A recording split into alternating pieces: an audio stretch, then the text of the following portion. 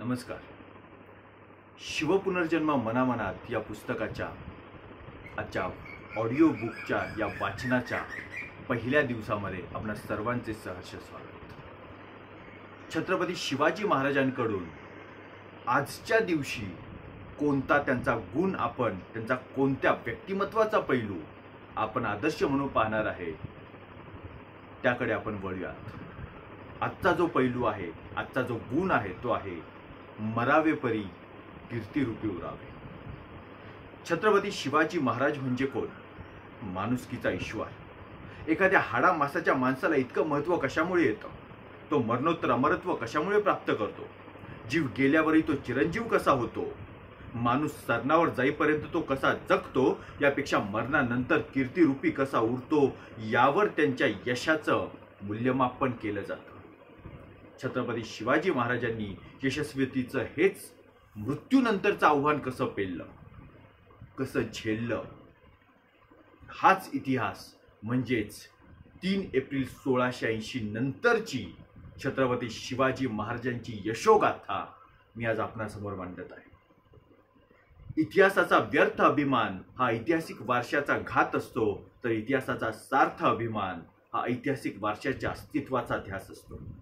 ज्या भूतकाळाकडे पाहिलं की भविष्यकाळ घडवण्याची वर्तमान दृष्टी प्राप्त होते, असा तेजपुंज इतिहास घडवला तो छत्रपती शिवाजी महाराजांनी.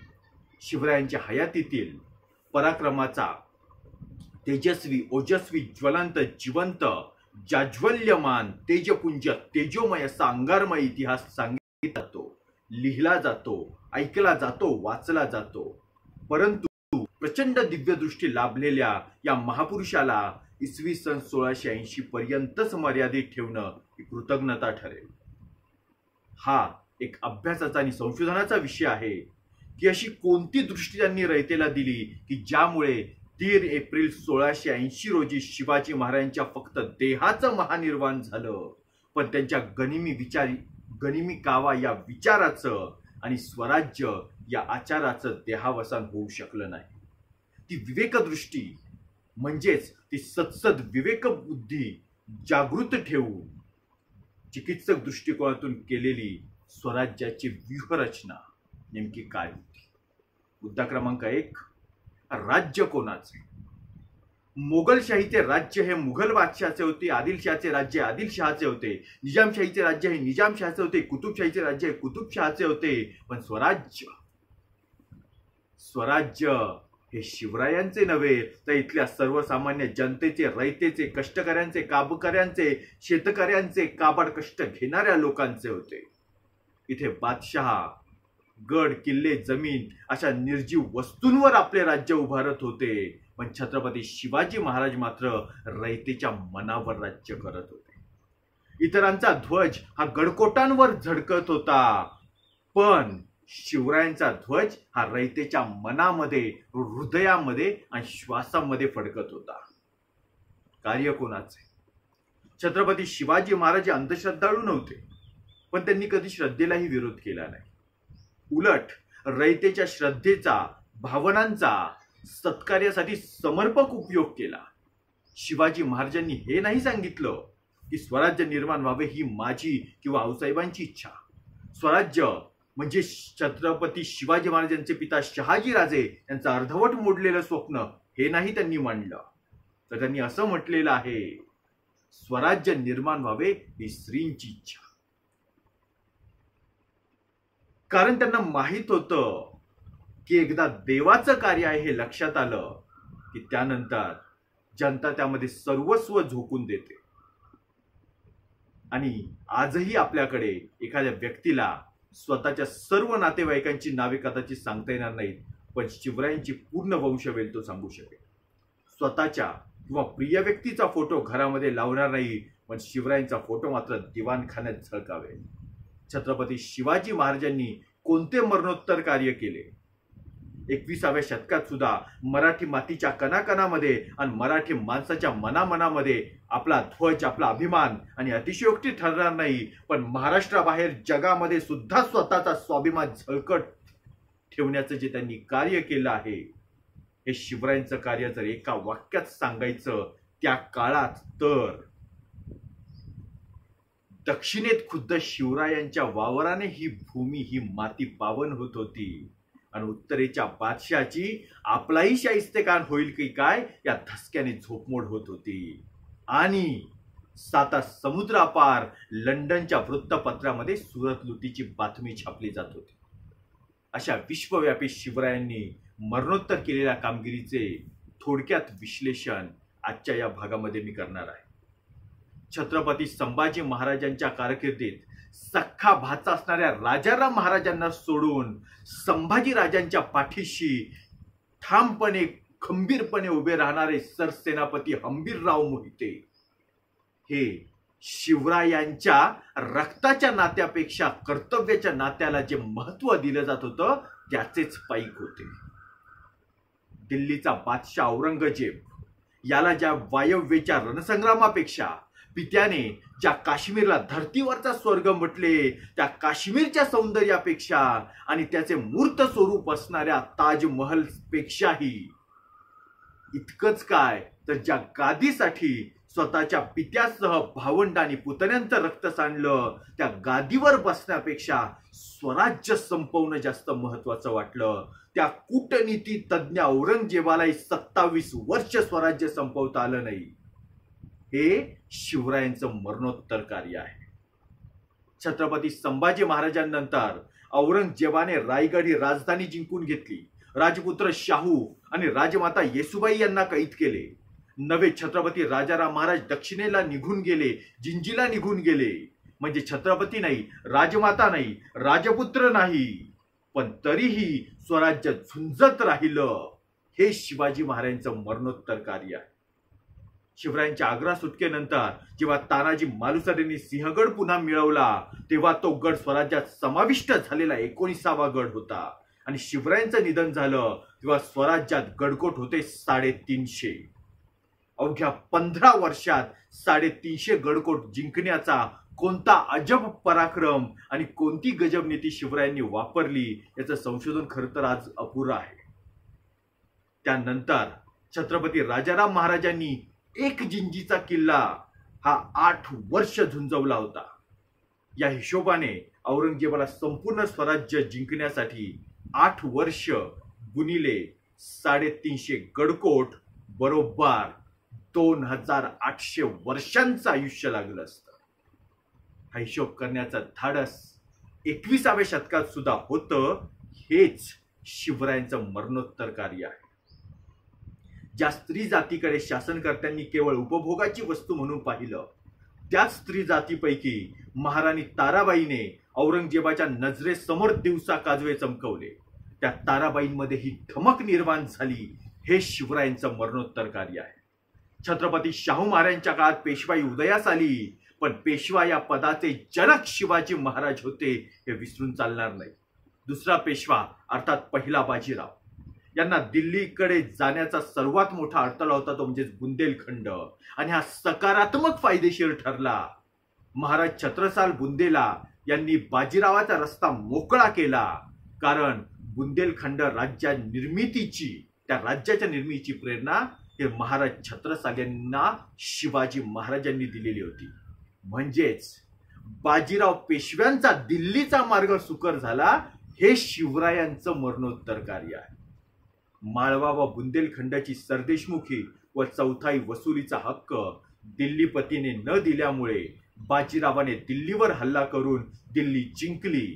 त्यावेळी राजपूत बाजीरावांच्या विरोधात चाल करून गेले नाहीत, कारण मिर्झा राजा जयसिंगाने पुरती कोंडी केल्यानंतरही शिवरायांनी राजपुतांशी सांभाळलेल्या स्नेहाचा भाव होता. म्हणजेच पहिल्या बाजीरावाने दिल्ली सर केली याचे कारण सुद्धा शिवरायांचे मरणोत्तर कार्य आहे. दिल्लीपती बादशाचे डोळे फोडणारा गुलाम बक्ष याला साखर दंडामध्ये जखडून महादाजी शिंदेनी बादशापुढे उभा केला आणि त्याचा शिरच्छेद केला. तेव्हा बादशहाने मराठ्यांचा भगवा ध्वज सन 1788 पासून दिल्लीच्या लाल किल्ल्यावर फडकावण्याची परवानगी दिली. 143 वर्षांपूर्वी बालशिवबांनी जेव्हा पहिल्यांदा भगवा ध्वज हाती घेतला तेव्हाच त्यांच्या मनामध्ये विचार आला असेल हा भगवा ध्वज दिल्लीवरती फडकावण्याचा. हे स्वप्न साकार होत होतं 143 वर्षांच्या नंतर. कारण शिवरायांचा लढा हे बंड नव्हतं, ती एक ज्योत होती, ज्या ज्योतीमुळे सारा देश आज उजळून जात होता. तो एक किरण होता ज्याचा सूर्य होत होता. इतिहास आजही ओरडून सांगतो, इंग्रजांनी हिंदुस्थान हिरावून घेतला तो दिल्लीपती बादशाहकडून नाही, तर भगवा ध्वज मिरवणाऱ्या मराठ्यांकडून. मराठ्यांचा एवढा दबदबा निर्माण झाला आणि त्याचं मूळ होतं छत्रपती शिवाजी महाराज. इंग्रजांविरुद्धच्या स्वातंत्र्य लढ्यात रामोशांची फौज घेऊन उमाजी नाईक उभे ठाकले ते छत्रपती शिवरायांच्या प्रेरणेने.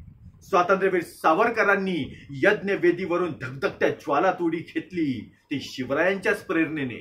सुभाषचंद्र बोसांना वेशांतराची क्लुप्ती ज्यांकडून मिळाली आणि नोबेल विजेत्या रवींद्रनाथ टागोरांना जेव्हा सर्वोत्कृष्ट राज्यकर्ता आठवावासा वाटला तेव्हा त्यांनाही आठवले ते शिवरायच.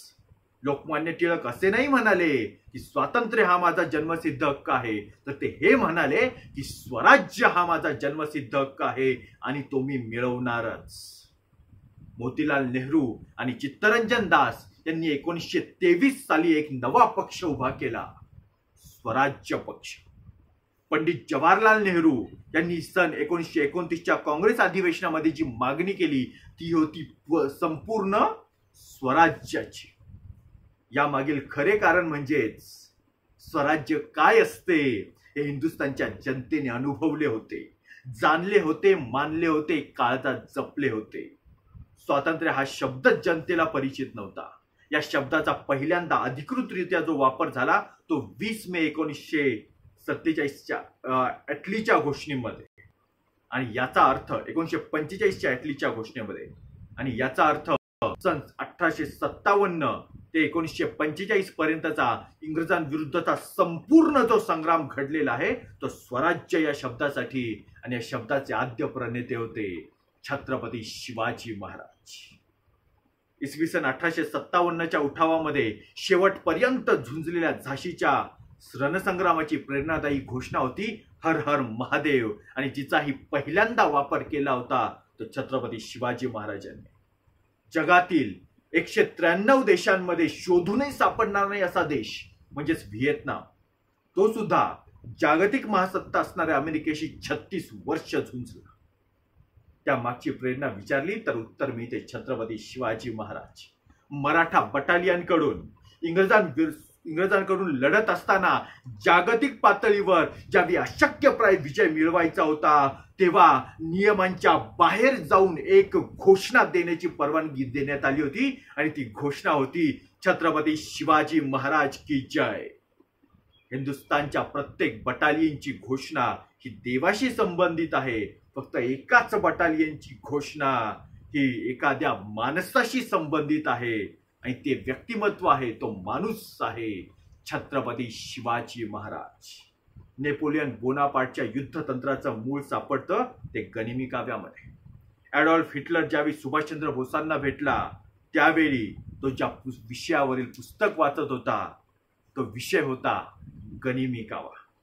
अगदी परवा जगातील कुप्रसिद्ध दहशतवादी ओसामा बिन लादेनला अमेरिकेनं ठार केलं तेव्हा प्रश्न विचारला गेला अशा अचानक केलेल्या हल्ल्याला काय म्हणतात आणि तेव्हा उत्तर मिळालं शिवछत्रपतींचा गनिमी कावा. आज शिवाजी ही संकल्पना बदलत चाललेली आहे. शिवाजी उजव्या घरात तानाजी डाव्या घरात म्हणजे मी स्वराज्यात ही धारणा बदलून आज शिवाजी जन्मावा तो माझ्या घरात नव्हे माझ्या मनात जन्मावा अशा प्रकारच्या धारणेची आता गरज आहे. आमच्या घरात शिवाजी महाराज जन्मावे असं आपल्या सर्वांना वाटतं पण तो आता आमच्या मनात शिवाजी महाराज जन्मावे या प्रकारच्या धारणेची आता आपल्या सर्वांना आवश्यकता आहे.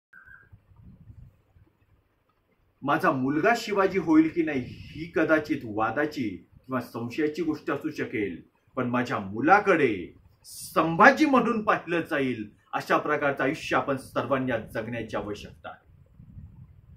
औरंगजेब बादशाहची आर्थिक राजधानी सुरत शिवरायांनी 2 वेळा बेसुरत केली, बदसुरत केली आणि त्यामुळे तेथील गर्भश्रीमंत व्यापाऱ्यांसमोर प्रश्न उभा राहिला आपलं संरक्षण करू शकेल असा राजा कोण आहे. आणि त्यावेळी उत्तर एकच होता, शिवराय. या व्यापाऱ्यांनी सुरत सोडली आणि मुंबईमध्ये जलमार्गाने प्रस्थान केलं.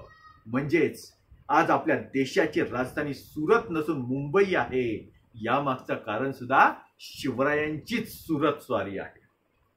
शिवरायांनी स्वराज्याचा आरमार मजबूत केलेलं होतं, कारण त्यांनी ओळखलं होतं की आपल्याला धोका हा नुसता जमिनीद्वारे नाही तर समुद्रामार्गे सुद्धा आहे. यावरून पूर्वीच आपण शिवरायांकडून धडा घेतला असता तर 26/11 घडलंच नसतं. तो धडा आजही आपल्याला घ्यावा लागतो, तो शिवरायांकडूनच. एका वाहनावर वाक्य लिहिलेलं वाचलं, राजे तुम्ही पुन्हा जन्माला या. या विधानामध्ये असलेला अभिमान, शिवरायांबद्दलचं प्रेम मान्य. पण कदाचित राजांनाही आज प्रश्न पडला असेल, राजेच जर पुन्हा जन्माला यायला हवेत, जर माझीच पुन्हा या समाजाला गरज आहे, तर जन्माला येऊन आपला उपयोग काय? कधी कधी तर असाही मनात विचार येतो की जेव्हा छत्रपती शिवाजी महाराजांचं आगमन स्वर्गात झालं असेल तेव्हा काय घडलं असेल? नृत्यांगना अप्सरा बाजूला सरकले असतील. देवादिकांच्या हातातील सोमरसांच्या प्यालांचे झटक्यात अमृतात रूपांतर झाले असेल.